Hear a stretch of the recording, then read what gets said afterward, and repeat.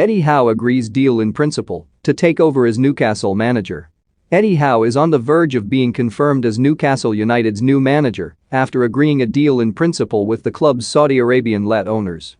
The former Bournemouth manager impressed immensely during an interview last weekend with Amanda Staveley, the director responsible for running Newcastle on a day-to-day basis, but the board opted to offer the job to the former Arsenal and current Villarreal manager, Unai Emery.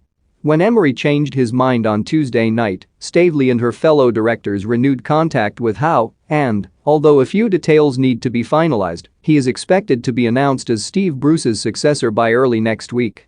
After having their fingers burned so publicly and painfully by Emery, Newcastle are not taking anything for granted with Howe until contracts are signed, but the 43-year-old, who transported Bournemouth from League Two to the Premier League and kept them in the top tier for 5 seasons, is understood to extremely keen on the post. Providing everything proceeds as planned, he will join on a 2.5-year deal.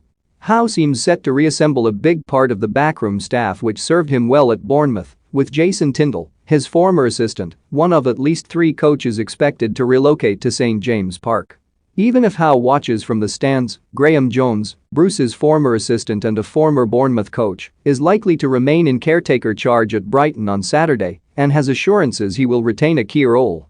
Howe unveiled during his initial Newcastle interview a blueprint to help a team without a win and second bottom of the Premier League to avoid dropping into the Championship. A coach noted for his passing principles and attacking philosophy is thought to have supplied the board with a list of January transfer targets. The impending appointment is said to have been welcomed by the team's 3 former Bournemouth players, Callum Wilson, Matt Ritchie and Ryan Fraser, who all benefited from Howe's coaching. Howe left Bournemouth in August 2020 after their relegation and has been waiting for the right opportunity.